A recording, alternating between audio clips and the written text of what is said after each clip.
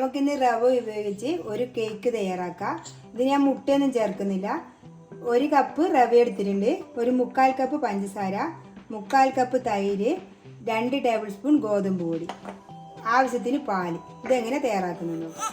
നമുക്ക് റവ ഒരു പാത്രത്തിലേക്ക് മാറ്റി കൊടുക്കാം.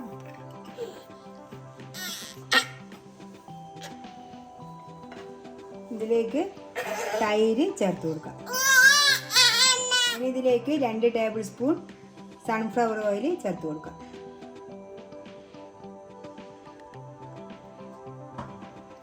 ഇനി ഇത് നന്നായി യോജിപ്പിച്ച് കൊടുക്കാം. ഇതിലേക്ക് കുറച്ച് പാൽ ചേർത്ത് കൊടുക്കാം. ഇനി ഇതൊരു 10 മിനിറ്റ് കുതിരാൻ വെക്കാം. നമുക്ക് പഞ്ചസാര പൊടിച്ചെടുക്കാം. ഇതിൽ ഞാൻ കുറച്ച് ഗ്രാമ്പു, ഒരു കഷ്ണം പട്ട ഇട്ടിട്ടുണ്ട്. ഇനി ഇത് പൊടിച്ചെടുക്കാം. ഇതിലേക്ക് നമുക്ക് 1 നുള്ള് മഞ്ഞൾപ്പൊടി ചേർത്ത് കൊടുക്കാം.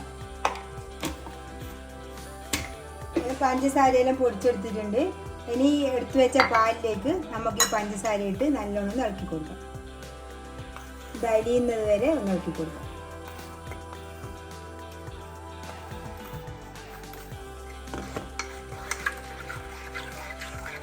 പഞ്ചസാര നല്ലോണം ചേർത്തിട്ടുണ്ട്. ഇനി നമുക്കിതിലേക്ക് കുറച്ച് നട്ട്സ് ഇട്ട് കൊടുക്കാം. കുറച്ച് അണ്ടിപ്പരിപ്പ്, കുറച്ച് പിസ്ത, കുറച്ച് ബദാം പരിപ്പ്. ഇത് നുറുക്കിയെടുത്തത് ഇതിലേക്ക് ചേർത്ത് കൊടുക്കാം. ഇനി ഇതിലേക്ക് ചേർക്കുന്നത് എടുത്തു വെച്ച ഗോതമ്പ് പൊടിയാണ്, അത് ചേർത്ത് കൊടുക്കാം. ഇനി ഇതിലേക്ക് ഒരു 1/4 ടീസ്പൂൺ ബേക്കിംഗ് സോഡ ചേർത്ത് കൊടുക്കാം.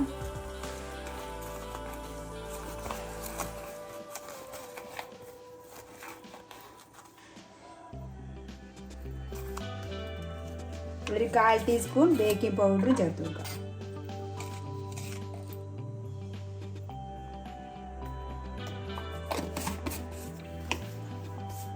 ഇനി ഈ പാല് ഒന്ന് അരിച്ച് ചേർക്കാം.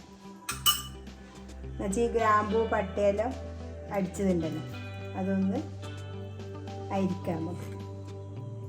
ഇനി കുറേശ്ശായി ഇതിലേക്ക് ചേർത്ത് കൊടുക്കാം.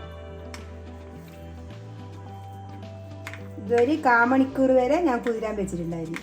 അപ്പോൾ നല്ലോണം കുതിർന്ന് വന്നിട്ടുണ്ട്. ഇനി ഇത് കുറേശ്ശായി ഇളക്കി കൊടുക്കും. നമ്മുടെ ബാറ്ററി തയ്യാറായിട്ടുണ്ട്. ഇതേ പാകത്തിനുള്ള വെള്ളം എടുത്താൽ മതി. ഞാൻ ഇതിന് 1/4 കപ്പ് പാലാണ് ഉപയോഗിച്ചത്. കുക്കർ എടുത്തത്. ഇതിൽ ഞാൻ കുറച്ച് എണ്ണ പറ്റിയിട്ട് കുറച്ച് ഗോതമ്പ് പൊടി ഇതിൻ്റെ മുകളിൽ ഇതാക്കിയിട്ടുണ്ട്. ഇനി നമുക്ക് ഇതിലേക്ക് ഒഴിച്ചു കൊടുക്കാം ബാറ്ററി.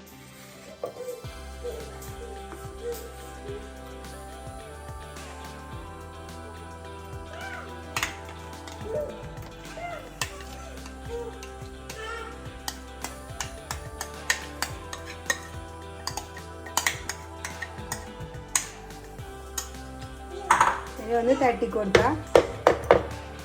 ഇനി ഞാനൊരു പാൻ അടുപ്പത്ത് വെച്ചിട്ടുണ്ട്.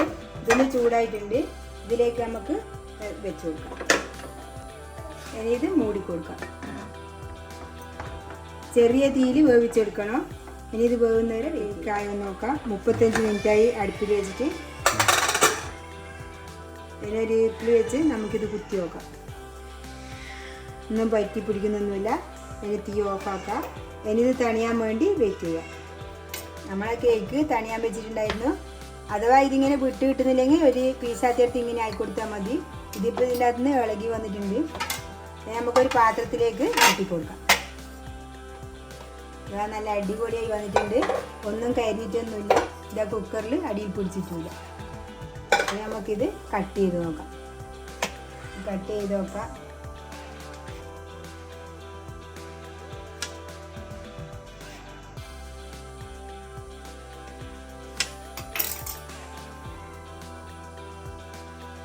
നല്ല സോഫ്റ്റ് കേക്കാണ്. ഇതേപോലെ എല്ലാവരും ഉണ്ടാക്കി നോക്കുക. എൻ്റെ വീഡിയോ ഇഷ്ടപ്പെടുന്നെങ്കിൽ ലൈക്ക് ചെയ്യുക, ഷെയർ ചെയ്യുക, സബ്സ്ക്രൈബ് ചെയ്യുക.